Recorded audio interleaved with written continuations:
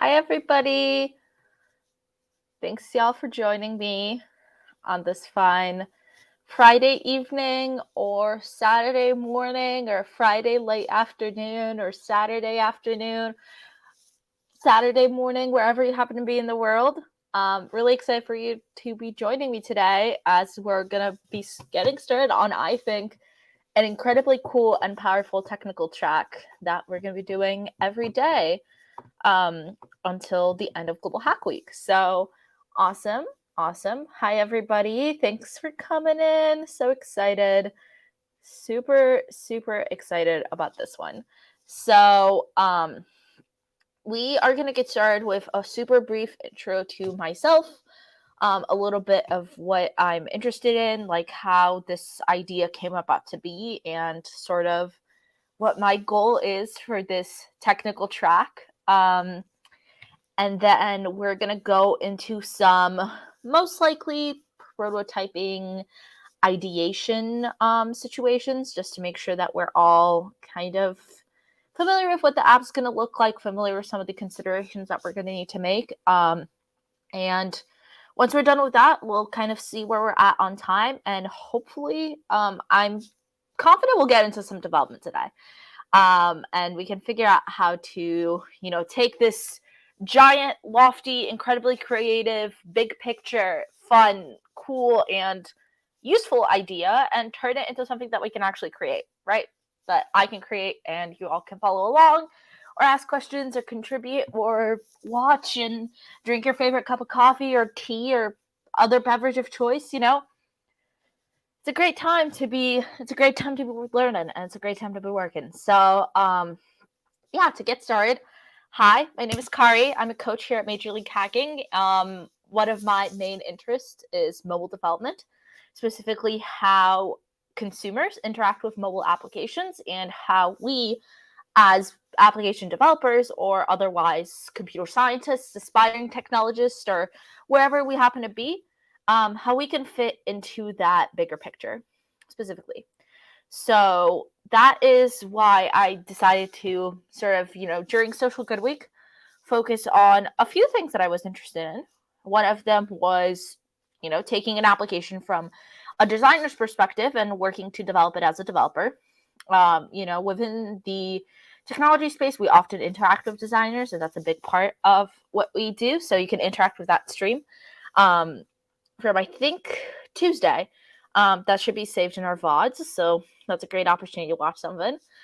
Yesterday, I did a chat about increasing diversity, equity, and inclusion in technology, and what our role is as individuals in actually doing that. So whether we are, a part of a community on our university campus or high school location, or we're aspiring technologists, or we're interested in job searches, or eventually later on down our line, we're entry levels or leadership positions, or, starting companies, because there's a lot of really cool things that we can do as individuals.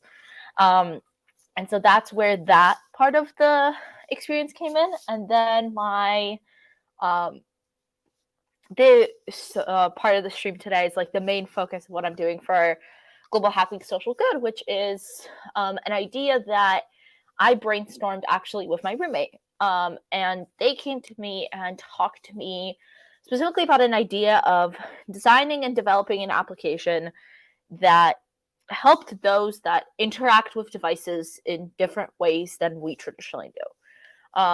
And by we, I mean her and me, right? Two women at a college campus in the United States that have, working vision, at least, like I wear glasses, but with my glasses, I have capabilities to see everything clearly, or with my contacts or whatever I happen to be wearing, right? So we have those, like we have our full range of hearing. We have full motor capabilities, so neither of us are in wheelchairs or use crutches or say have a prosthesis or anything along those lines. And so we were, sitting on our living room floor and talking about applications that we were passionate about and things that we took for granted being able-bodied individuals in the way that we interacted with technology as a whole. And something that I personally am really passionate about is fashion. I have, I would say, a relatively distinct sense of style. And so then a big part of it for me is having the ability and the option to um, pick out my clothes in the morning, have a distinct personal style, have specific outfits or ways or means in which I can maintain that personal style. And then also, being able to having access and equitable resources and being able to go and try on clothes and have most of them fit, even if they're not perfect, or being able to buy clothes the way that they are, not having to worry about, say, there is a content creator that I watch who has a prosthesis, and one of the things that she always or frequently discusses is how a lot of clothing isn't made for her. And it's because the prosthesis that she specifically uses is it requires her to hike up any leg of any pants she's wearing. And while she's comfortable usually with her prosthesis being seen, and so she isn't necessarily like wearing long pants consistently, she is sometimes having, like, say she's wearing jeans to a formal event, or a nice pair of slacks. If at one point her prosthesis starts to bother her, she needs some way to easily deal or remove her prosthesis without hiking up her entire pant leg, or even necessarily being able to like zip and unzip the leg of her pants instead of having to like head to a bathroom during an event, take all of her like slacks off, any other professional outfit that she's wearing, and then also like deal with the physical and emotional discomfort that comes from like having to that maintain like professionalism while your leg is hurting. And it's usually like something like that can be a little bit harrowing. So we decided on the idea, and well, huge thank you to my roommate because it was her idea, but she thought, what if you made some sort of application that allowed for you to have some sort of like selection over your style, like allowed you to say, like keep track of some of the clothes you have in your closet, or keep track of something that you have access to already, and then when you're putting together outfits, you can go ahead and then figure out what outfits you want to put together, right? It could be great for somebody that needs to consider specific accessibility issues. For example, they need to wear a skirt on that specific day, and it has to be this skirt because, say, none of the other skirts allow for them to access their prosthesis in the way that they need. Another thing that we specifically talked about is making sure that this application supported people that have low or little to no vision. So the way that individuals who are blind or could consider themselves to be blind interact with technology and interact with phones specifically is a lot different to the way that you and I potentially interact with our phones, right? Phones are, if we hold this one up here, phones are a very like touchy and look device. They require for you to view everything, and it's really difficult when you don't have that view aspect. There's my little self-love quote for the day. Recognize the importance of caring for myself. Very important. Besides the point. But things like that, right? Like, say, at this point, like, I have a speaker, and I can ask my, like, a little smart, like, home device, and I can ask my little smart home device and be like, hey, I'm not going to say their name because then they're going to trigger right now, but, I could be like, hey, Blake, what's the weather, right? And that's a good accessibility way of managing something, but that speaker doesn't have a camera. It doesn't know what I look like. It knows nothing about the way that I'm dressed for a given morning. And so the idea behind this application is to relegate common issues that people with a wide variety of disabilities, accessibility issues could struggle with, and then specifically make an application that manages to deal with those issues. The reason why that is important is because I read a really good quote once that said that, becoming a part of the disabled community is something that people can turn into a part of the disabled community, and there's really no other, like, say, like, cultural or racial or like, I would say cultural or racial group that, like, you can turn yourself into.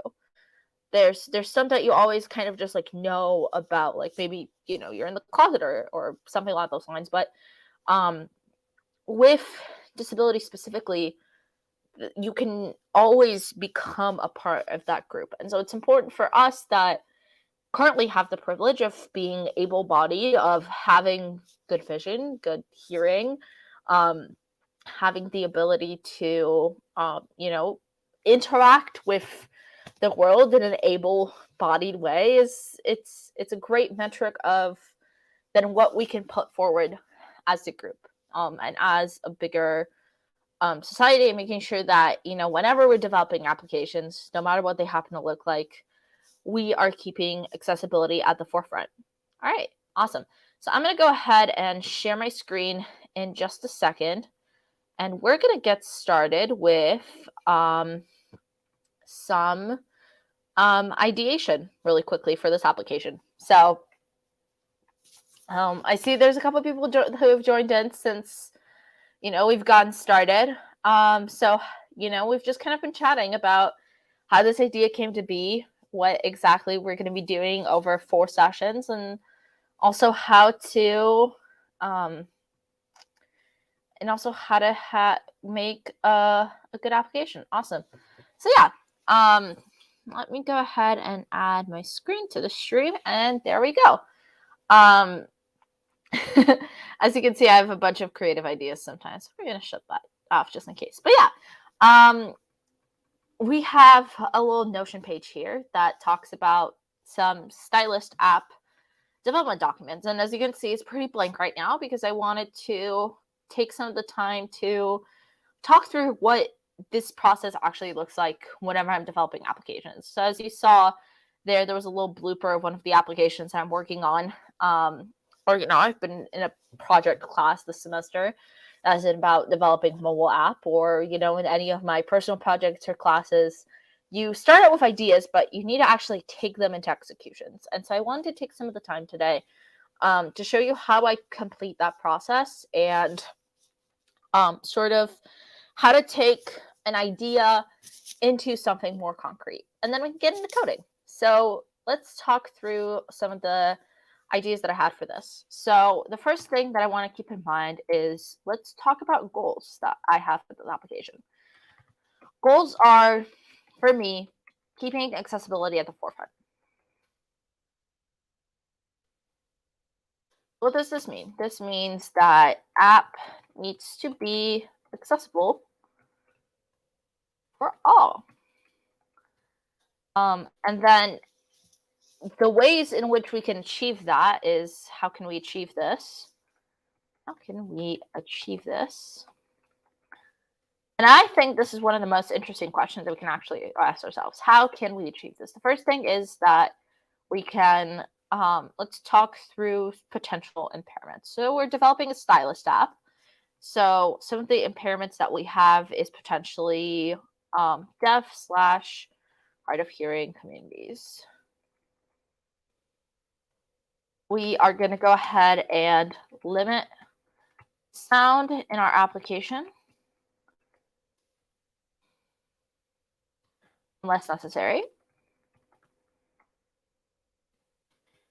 If any sound is necessary, you can provide closed captioning.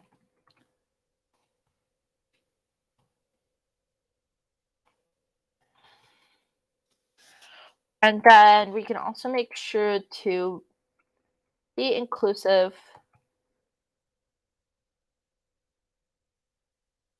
and allow for individuals to select options.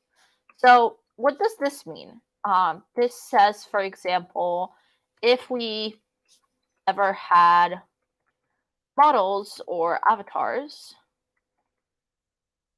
within our application, this means allowing the users to express any parts of their identity they'd like.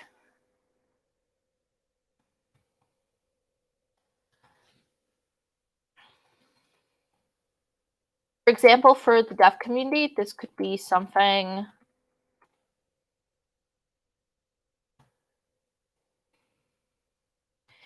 like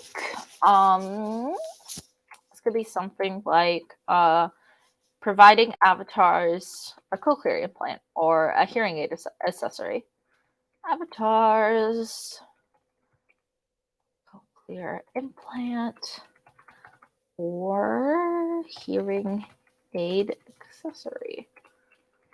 And you'll see that a lot of companies that allow for you to represent yourself, like outside of fantasy world, do give a lot of great opportunities for things of this nature, which is always amazing.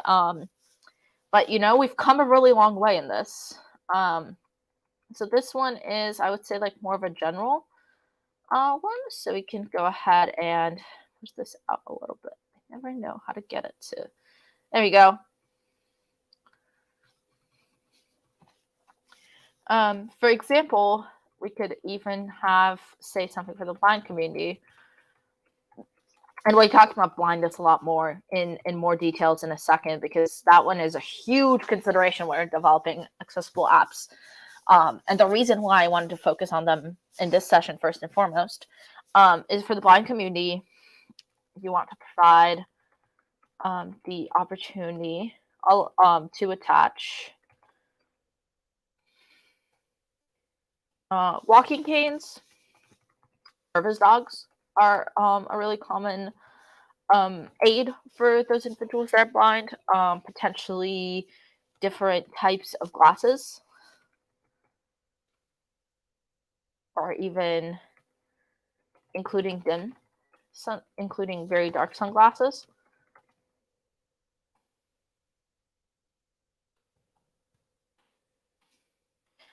And the reason why you want to provide these options is so that people can feel represented in their representation, like in the way that they're seeing themselves on a screen. So let's see about, we've talked about the deaf and the hard of hearing community. So I want to make sure that we limit any sound in the application unless it's necessary. If any sound is necessary, we can provide closed captioning. But you're like, okay, we're talking about the deaf community, but I thought this was an app for the visually impaired. And the truth is that accessible design does not have to be exclusive. And the truth is, good accessible design is not exclusive. So let's talk about blindness. Legal blindness.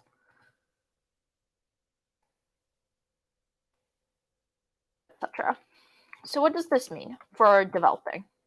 This means that we want to focus on the use of native elements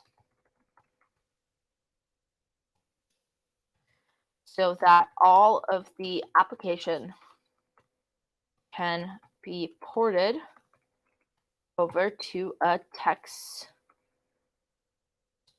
to speech system.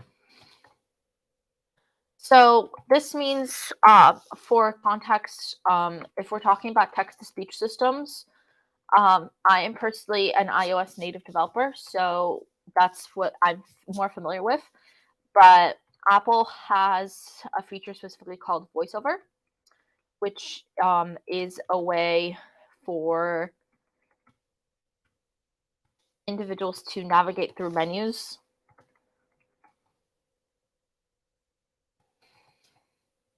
Menus, application features, and other aspects of a resource with only their voice. This means that the VoiceOver provides feedback on what specific item is shown and where we can see it.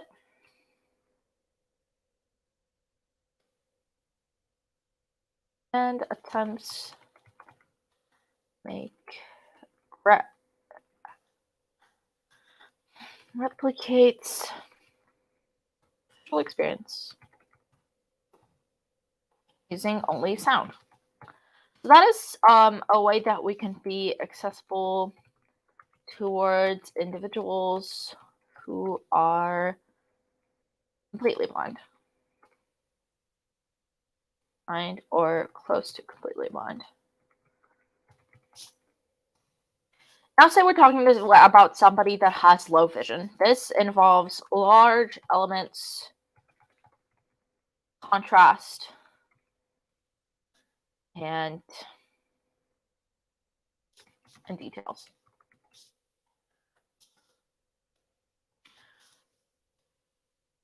On making application elements large, highly contrasted, and creating very distinct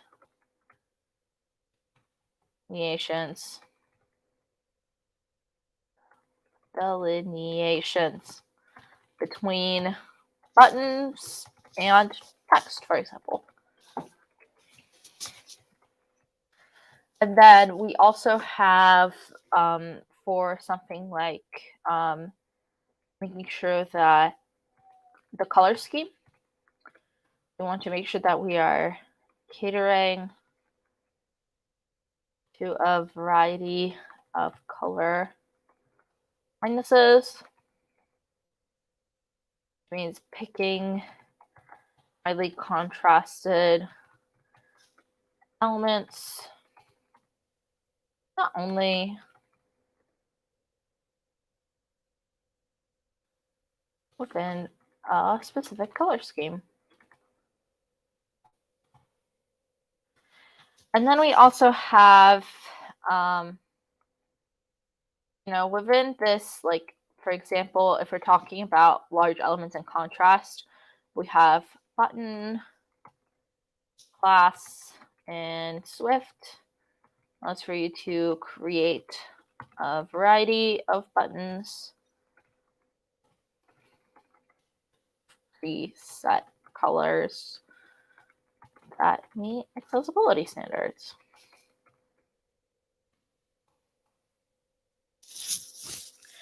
Then we can also talk about, within a different community, limited mobility.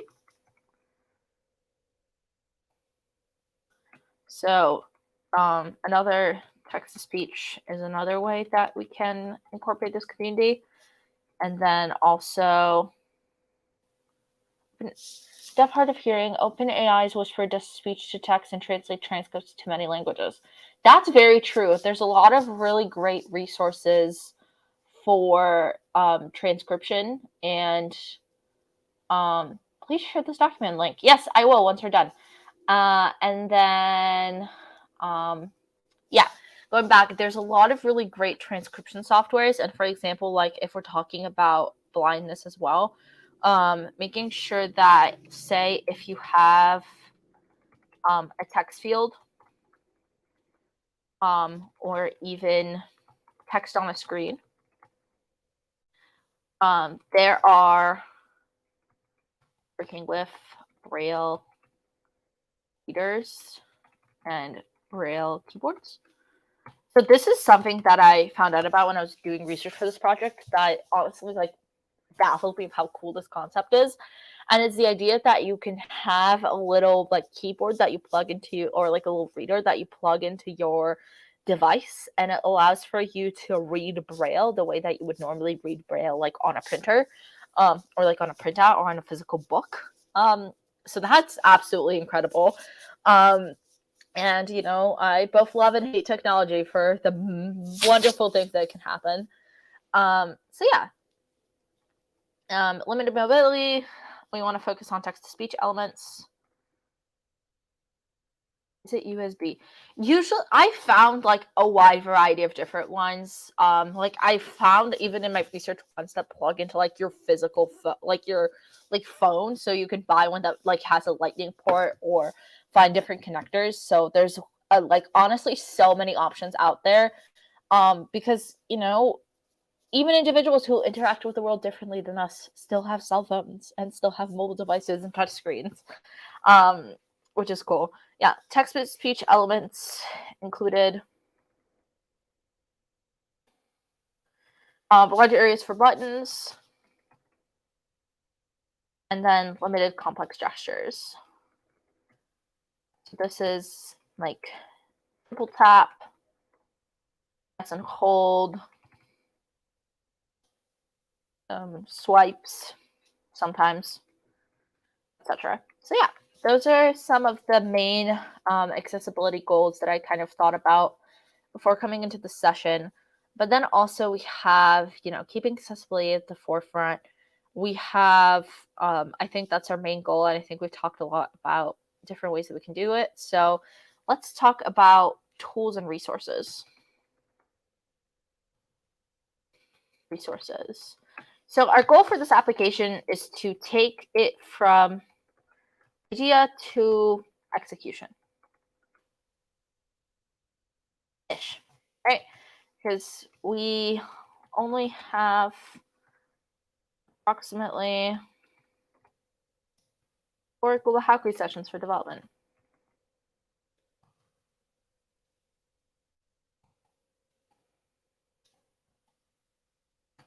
So what that means is that we want to take this idea and at least come up with technical ways and means in which you can implement it. So,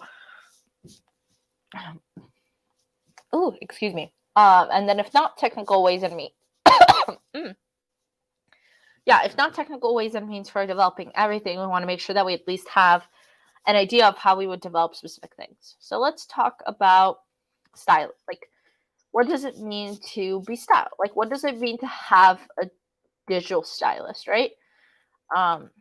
Digital, actually, it's too bold. What does it mean to have a digital stylist? We want to be able to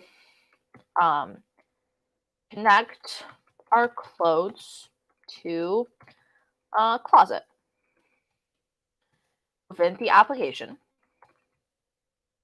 We can do this by, there's a lot of different ways in which we can achieve this. How can we achieve this? We can have user can take pictures. User can describe, look, feel, information about their outfit, either via text or voice.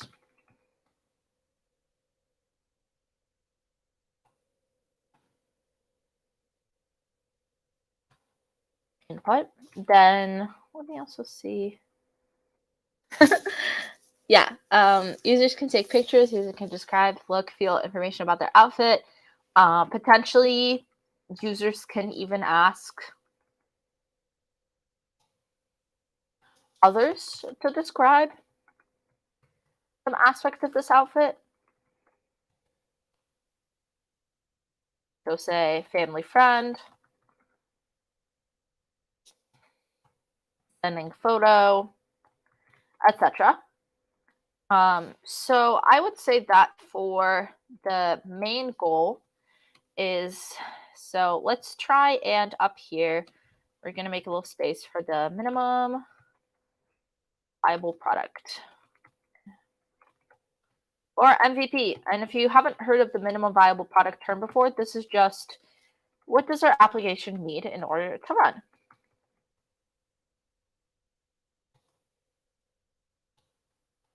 So we have adding items to digital closet. And we have users can take pictures, describe look and feel, and some other information about their outfit, ask others to describe some aspects of this outfit, etc. And then we also want to be able to then retrieve clothes from the digital closet.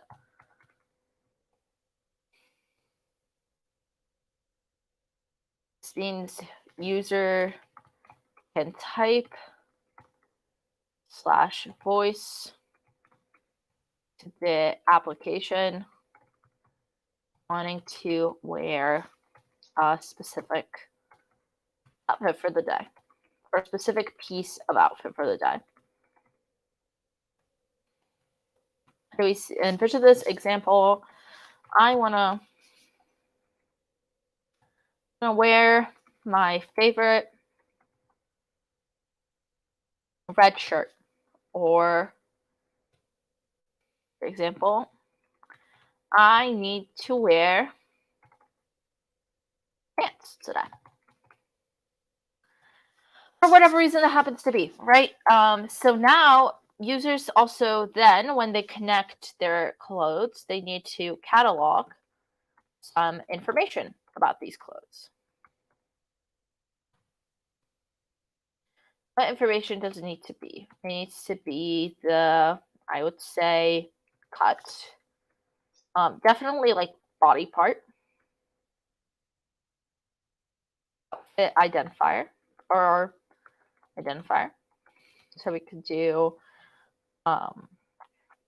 dress, top, leggings, what else could we do? Could do something like hat, high heels, sneakers, etc.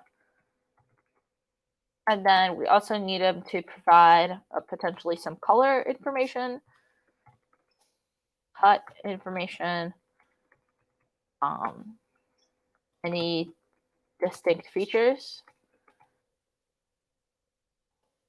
For example, we take what I'm currently wearing right now, like as you can see. Actually, you can't really see because it keeps starting. But long story short, the shirt that I'm currently wearing right now, it has like these little corset pins on either side, which are pretty sick. Oh, there you go. You can see them now. Yeah, it has these little corset pins on the side, which I personally think is really cool. But let's say if it has a specific stylistic element I just described information above, right? It could be something like distinct features, patterns, etc.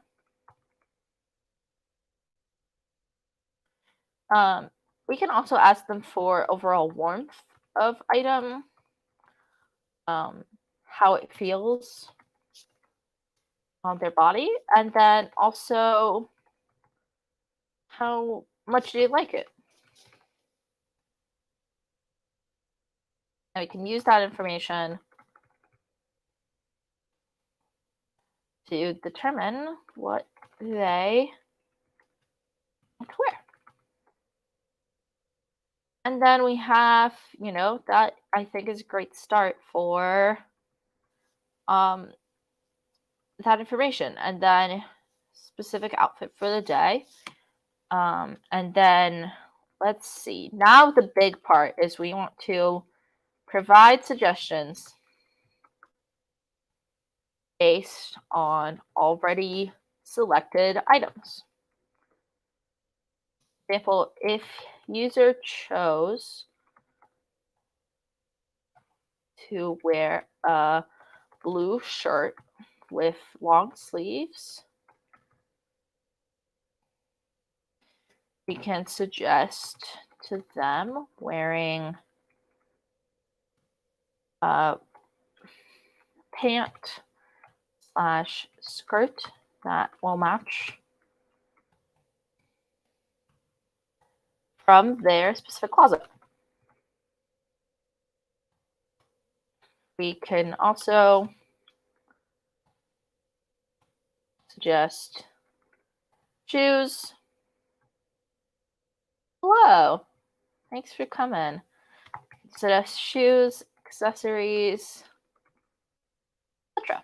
So yeah, that I think is a great start. So adding items to digital closet, retrieving items from digital closet based on user requests, and then matching retrieved items with other items already selected.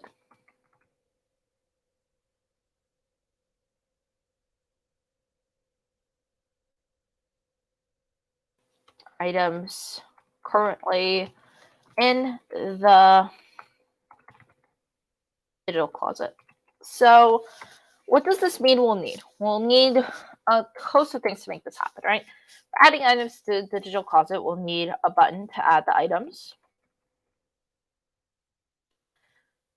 We will need camera access. We'll need a text field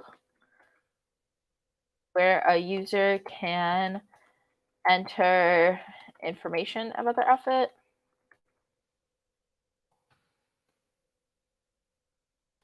That is voiceover compatible.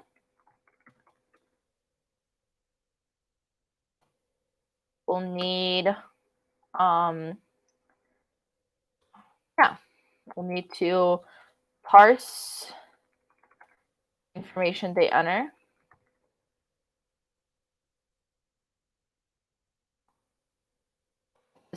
And then text field or fields, I think. And then we'll need to save this information so that access to it at a later point. And then retrieving items from the closet based on user requests, we'll need to look through identifiers to find the specific item they are looking for. Confirm this is the item or item type the user, and then retrieve some information about the item to help us make more informed decisions.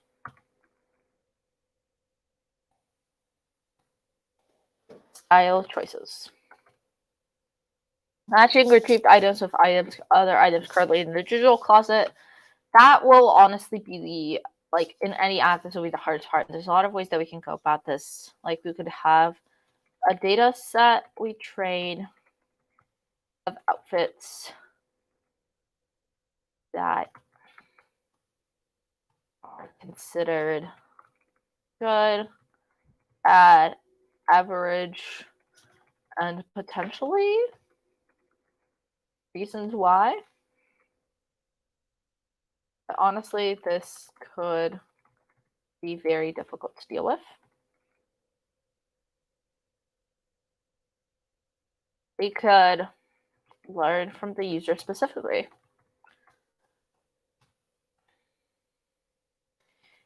Asking them about some of their favorite outfits. And we can also just kind of use color theory, text identifiers, etc. for most basic match. Yeah, so now if we're talking about, we have, I think, a pretty good idea of what this could look like, and I think we're almost ready to get into development. So what we're actually going to do is I am going to take a quick break, get some water, wander around for a second, and then when we come back, we're going to jump into our IDE and we're going to start developing. Awesome. See y'all in a bit.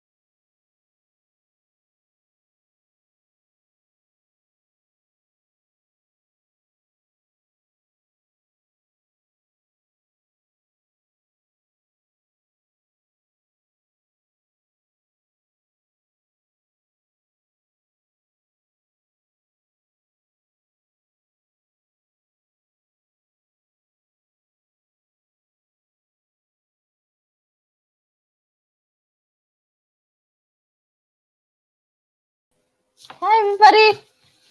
We're back. Awesome. Let's go ahead and open up an idea really quickly. Let me get into Xcode and we'll get started with some development today. Very, very fun. Awesome. So just taking a look at our project requirement list that we just worked on, I think that there's a couple of things that might be helpful in terms of features that I want to try out for this app and, be learning along the way. So if it goes wrong and we're like, oh my God, this isn't working, then we'll start again and it'll be a learning process and it'll be fun nonetheless. So let's go ahead and get started. So I just have Xcode opening up on my machine here. I'm going to go ahead and create a new Xcode project. We're going to make an app. We're going to call it Digital Stylist. All right, awesome. And I'm actually going to go ahead and click Use Core Data when I launch my Xcode project. That's going to allow me to do a couple of things. The most important one is that it's going to allow for us to persist data on the user's device. So while I've been, taking my little brain break, I've also been thinking about the app, and I think something that can be a little bit annoying is authentication. So I kind of was thinking of scrapping user authentication entirely just to make, A, for the testing reasons of this app, but B, also because it can be super frustrating as a user to log into apps consistently. Oh my God. Let alone as a user with any disabilities. So what I'm thinking is if we make the stylist choices local to the application, we'll A, be able to jump right in with development and not worry about authentication. And there's plenty of other fantastic resources out there for you to learn authentication. But B, also it is a genuine use case for us to consider for the app. So I think I'm going to go for it. And we're going to click Use Core Data. And we're going to launch this app. And in just 2 seconds, I am going to share my screen so that y'all can also see it. The reason why is that I wait until I've set up the app just so we can not have to toggle back and forth between me sharing 7 or 8 different screens. So yeah, let me present my screen really quickly and then add it to the stream. There you go. Here's my screen. And as you can see here, we have a little virtual device. And what this device currently has is it has some items that it saves to this timestamp here.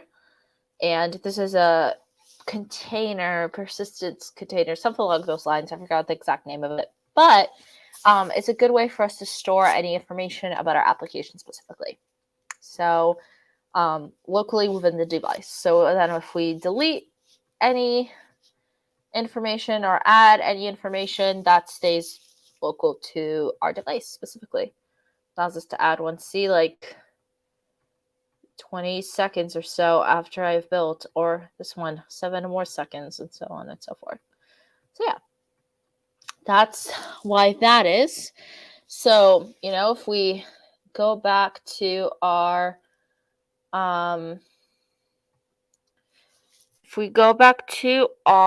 specific document, sorry, I just got some text that I'm going to need to respond to, but first we'll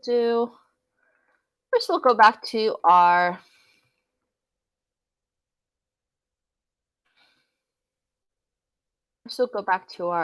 requirements page really quickly, and if I can find it again.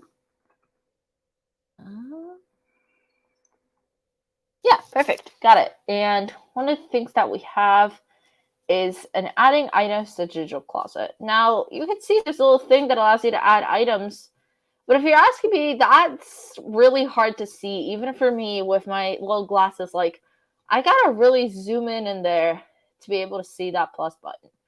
So we're going to go ahead and fix that.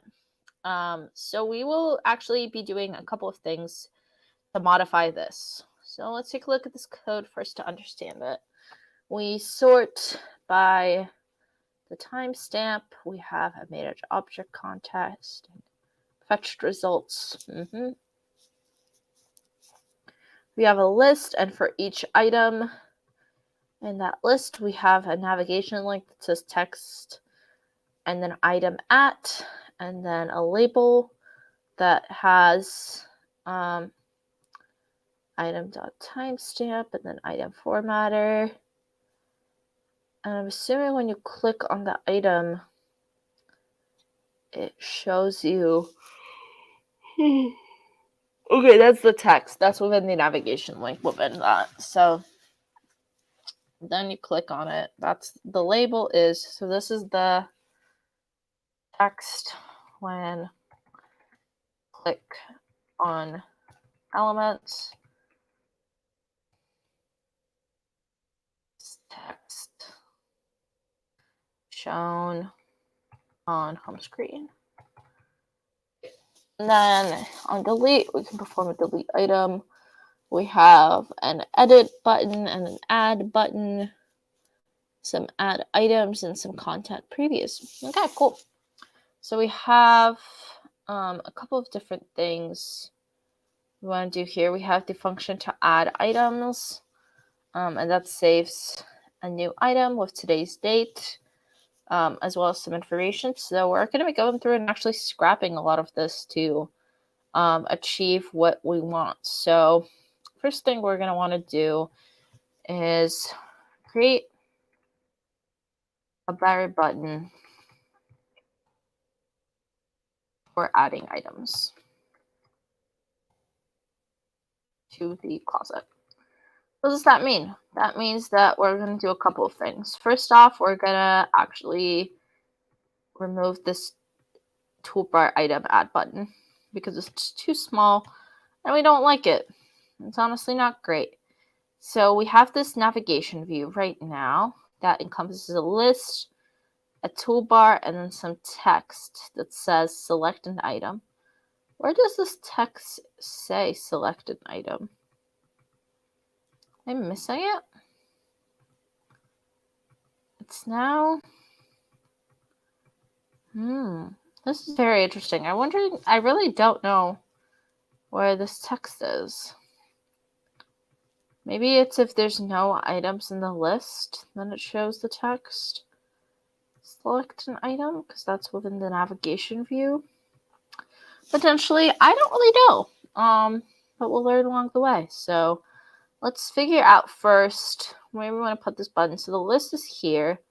So let's do a button that maybe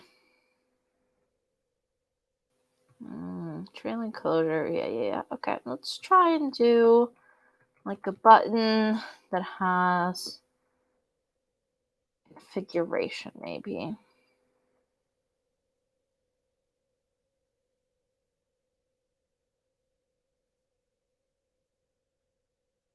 There's a primitive button stock.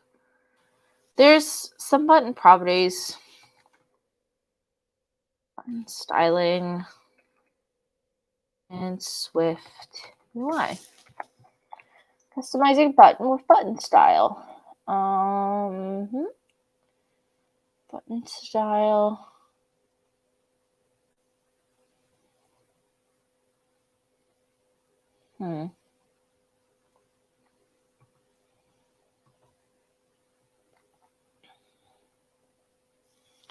Yeah, there's a button.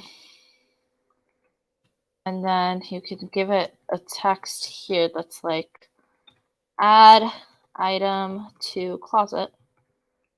Wait, why is that within?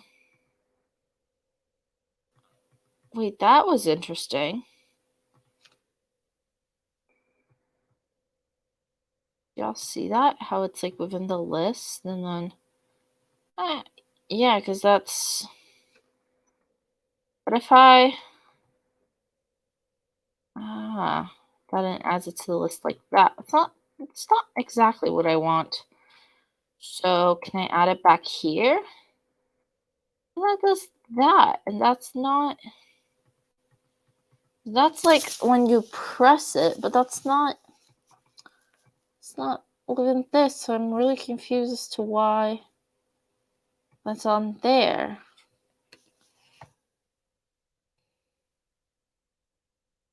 That's very interesting. Okay.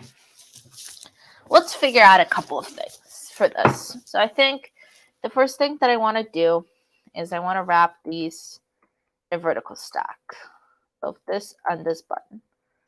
And that hopefully should, yeah, there you go. Puts the add item to closet button right there on the bottom. Now, what I want to do is there's this one property called button style and then bordered prominent. I like this button immediately a lot better than what we were using earlier, like that tiny little button on the top. Speaking of tiny little buttons on the top, let's see if we can get rid of this toolbar, huh?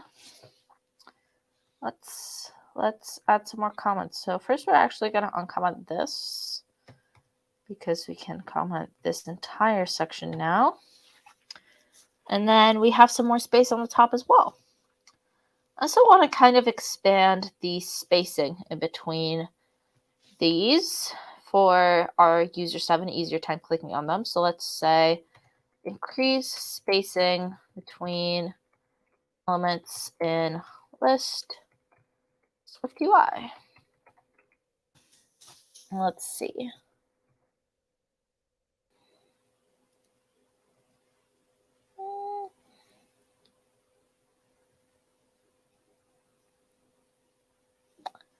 We could do something like, for these, we could do dot frame dot our height 350.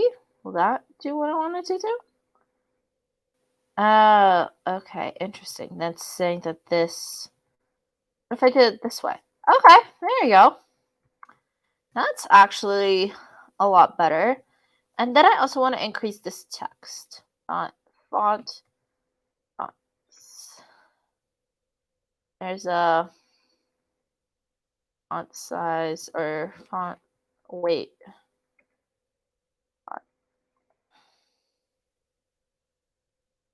Make it semi-bold.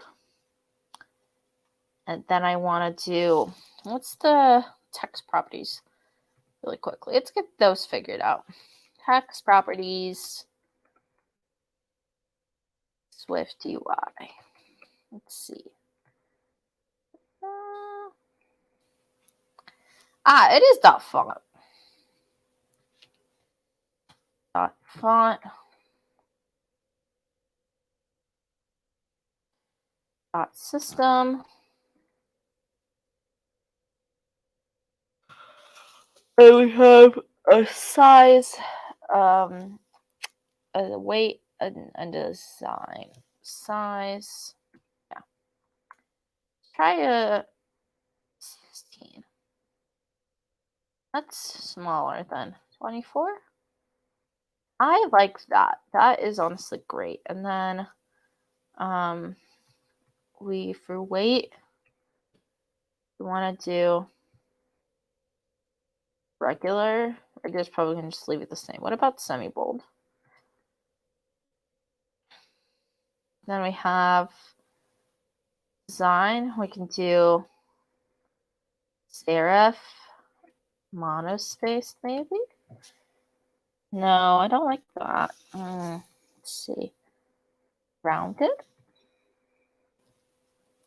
That I think is good. And I think I just want to stick with the regular bold.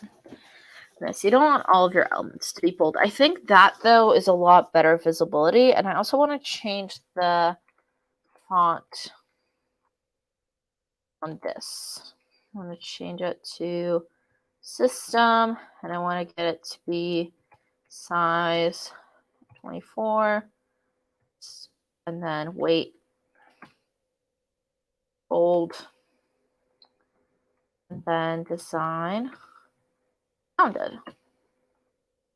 And there you go. We already have made very decent progress in terms of our accessibility in the way that these buttons are displayed, right? We've moved that really small button that was just a plus sign on the top to a much larger, bigger button on the bottom that has a great contrast that says add item to closet. And then we also have made a large increase in, or large steps in our data here. So let's see then, what else do we want to do? We probably want to change what actual information is shown. So we have an item, we have to have an item class from which it pulls items. That's in here, I'm assuming, yeah. And then it just has a timestamp. For outfits, we discussed earlier, we want a lot more properties. So let's add some properties. We can have a color represented as a string. We can have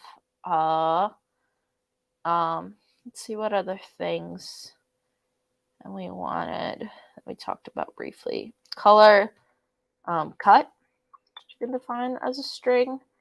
We can have features, where we can define it. Let's put it as distinctions. We can define as a string. And then we can put patterns. We can put patterns.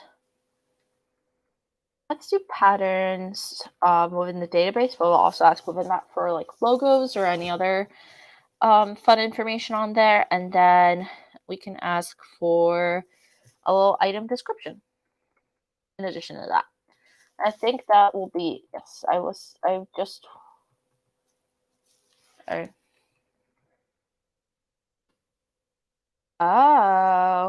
there's descriptions.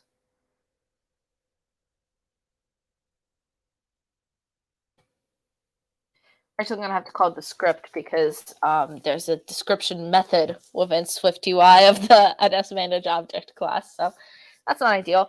And actually, we're also going to remove this timestamp property because I don't think really need that our outfits need a timestamp. And that's going to break a bunch of things, I think.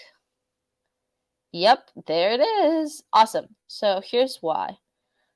Because there's no timestamp. So we'll do item dot. Oh, wait, our item needs a name. We'll use name and string. Great. So going back, we'll give our item a name. And we'll sort our items in name order. And then we'll say generic. Yeah, great. And then we'll do text item.name and then formatter with an item formatter. And formatter requires its string.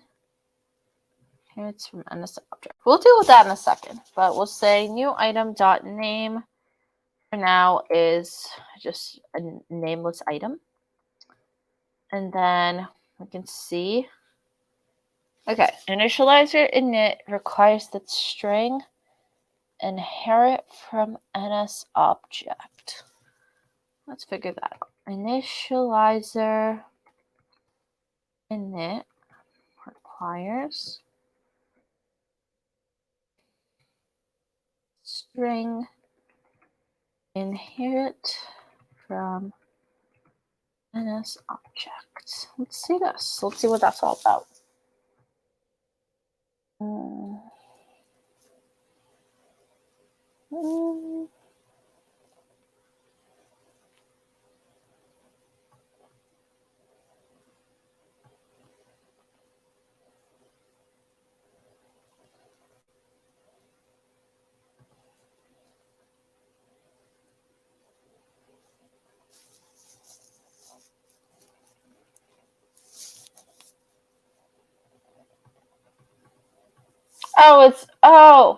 I'm so silly. I know why this is. We don't need a formatter anymore because there's just an item with some text on it. So now when we load up the app, oh, it's still.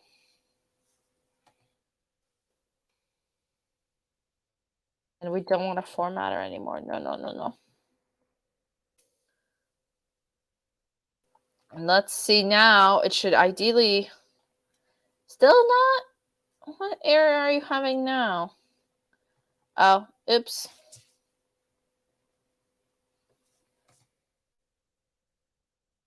Where is? Oh, this is where it says the things. Okay. This is like equals test name. Let's try that. That goes for actually displaying our things.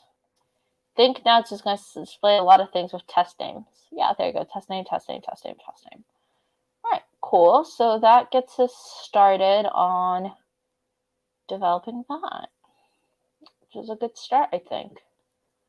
All right, so let's see. I'm going to go ahead and delete this code here for this toolbar.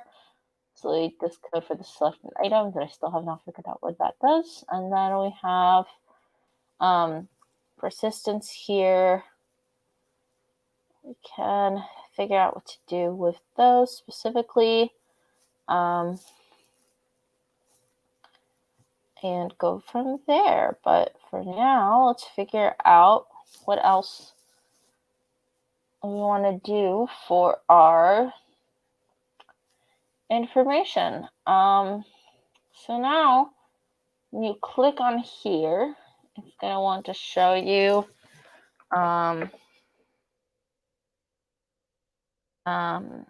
all of the identifiable information about the specific object. So say, for example, that we're doing something like say we have an item, we've added a ton of properties into this, like cut, color, description, distinctions, names, and patterns. We want to display all of that when you click on the item. Ideally, we'll also be displaying an image, but I think we can come back to that on a later session. I think we've already got plenty to do here. So let's see if we can kind of figure out what to do from here. Have a create a button for adding items to closet, navigation view, vstack. All right, let me see. Try and think about the best way to approach this.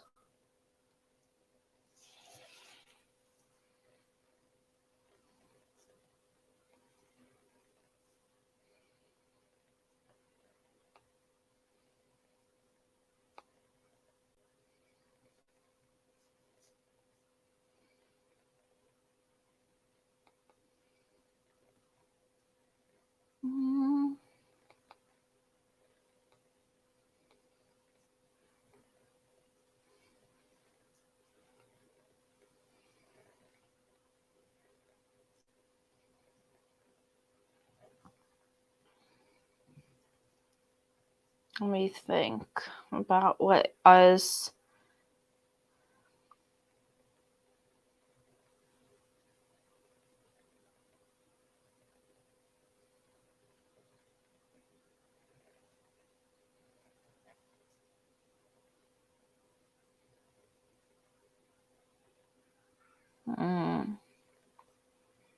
Trying to think what the next good thing to do is. Have a couple of ideas. Not sure which one to go with next. For the next big thing that we should work on. Let's see. Should probably. I don't think I have the brain power right now, considering like where we're at, to try and figure out that persistence container. So we could figure out how to, I think, display more information about the item when it loads. So, and style this page when you click on it. Maybe figure out a better back button.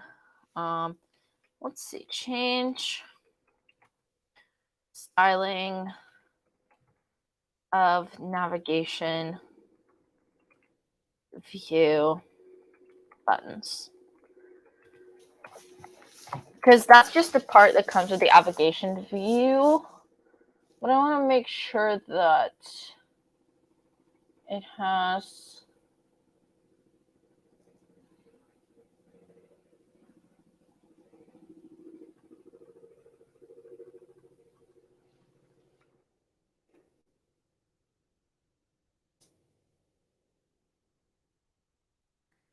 yeah, let's see if we can change some styling on this. I feel like that would be a fun challenge. So we have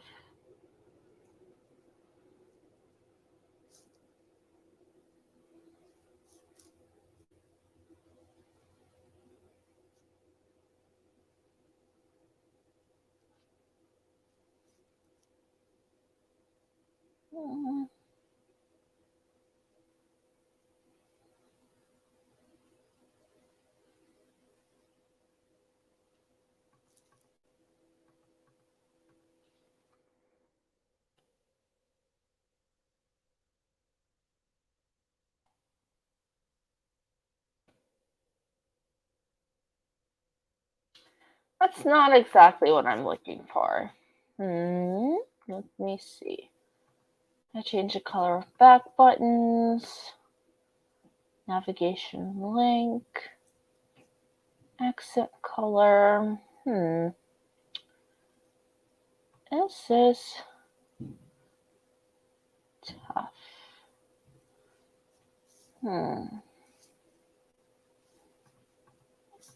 What if I just tried to change like the font, like system property, the same way that we've been doing for the other ones? Let's see what happens.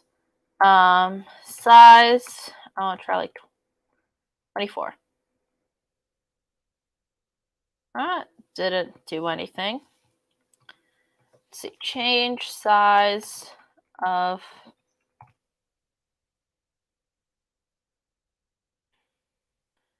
navigation view button.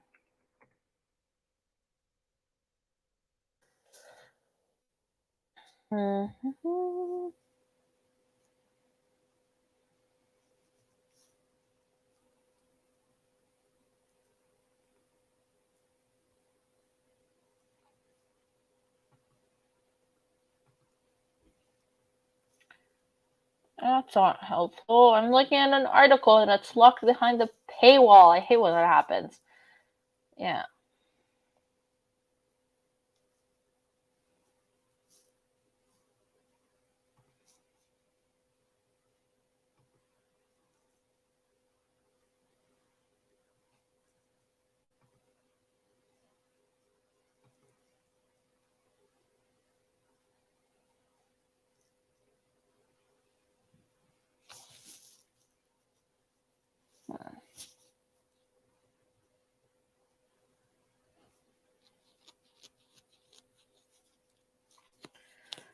See, but because this is this might be actually more complicated than I thought. I might need to come back to this tomorrow, during tomorrow's stream. Once I have some time to sleep on it and do my research a little bit more. In that case, let's try and figure out some properties here. When we click on one of these items, what we want to be shown is a bunch of properties. We also, I think, are going to want more buttons. So let's add another button on the bottom. Let's, instead of add item to closet, it's going to be called generate outfit. And that button, I'm actually going to also add some padding to the top and the bottom, just about 5 pixels.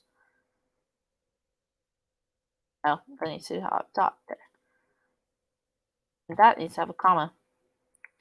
And now I think it'll work. Perfect. Yeah, just a little bit more padding. And I think that makes a lot more sense. Just right now trying to see if I like these buttons better on the bottom or if we want to add them to the top. No, I don't like how that stretches out things because it makes that white look weird. No, the bottom was better.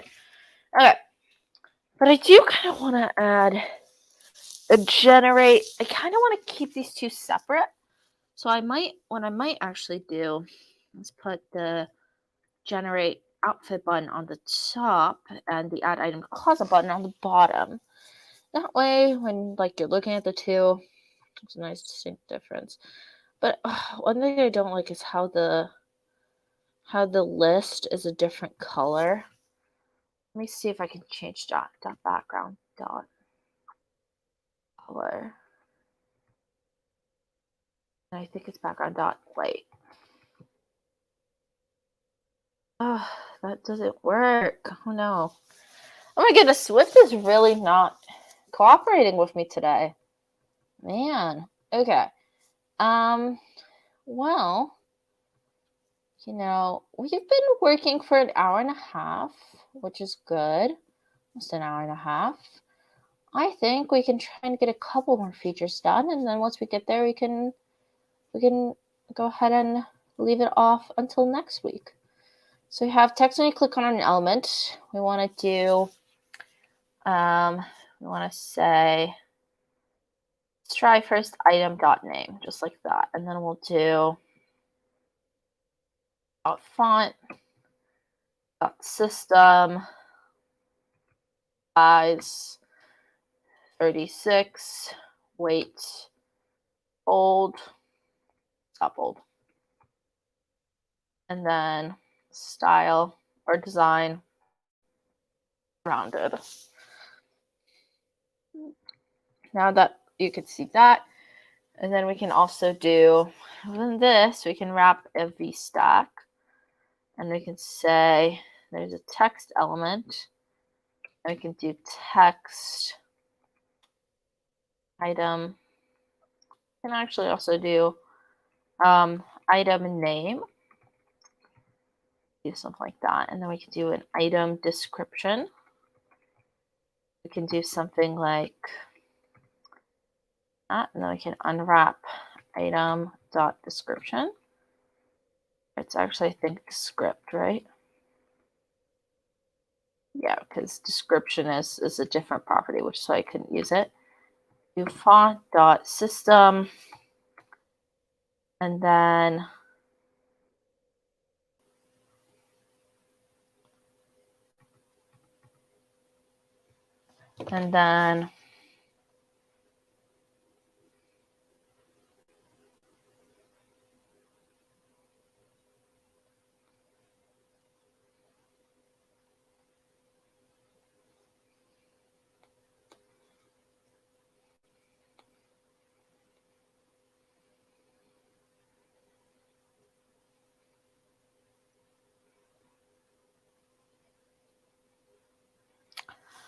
see, and then item description, and then font system. Let's do size 30.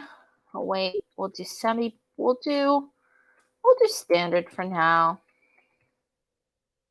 I'm missing the colon.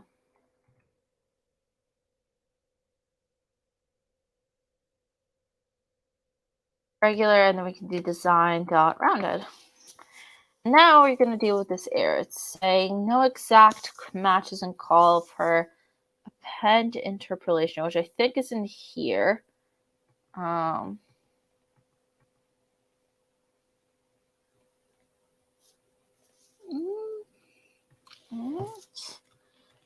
mean, I'm pretty sure you should have a call there. And then, interesting. Oh no. I just got a message that an app crashed, which is yikes. Oh my goodness. I don't know what's happening. Well, you know what? I think now is a really good time while we're on this to talk about failures and how things don't always go the way you planned, like with what just happened. It was not really working the way that it is. So here's the general plan of action, I think. At least for me here, it's getting pretty late, and I want to make sure that I'm giving this application my all. Here's the situation. I am going to go ahead and end the stream a little bit earlier than planned. The reason why is that I want to go ahead and do my due diligence and do some research on some of the things that we're working on right now. Figure out exactly why they're not working. And then also, that way, when we come back tomorrow from 7 to 9, my time, 8 to 10 p.m. Eastern, we can actually go ahead and work through different parts of this application when we hop in, immediately dive into development. And then, deal with some of these issues that we've been having that have been honestly not great today. But that is okay because there's always tomorrow and we are going to learn it along the way together and it's going to be a really fun experience. So thanks y'all for joining me for this very first part of the stream. I'm very excited to see what we can accomplish within the next 3 episodes or the next 3 streams coming up. And honestly, I think today was a really good introduction into accessible development, talking about increasing some things, improving some things along the way. And I think that's awesome. So thanks y'all again for coming. And I really, really appreciate it. Oh yeah, the link. Let me pop that really quickly before I forget. I can pop this link in here just in case you haven't checked in yet, which you should, so you can get your points, and that's amazing and fantastic, and you can have a chance to, get all of your fun things. You can pop it on the screen too. But awesome. Thanks y'all for coming. I really, really appreciate it for dealing with me as we fought through, and I mean this, fought through some technical issues for the last probably 40 minutes or so, and I really, really appreciate it, and I'm excited to see what we can accomplish tomorrow. I will see y'all then. Bye, everybody.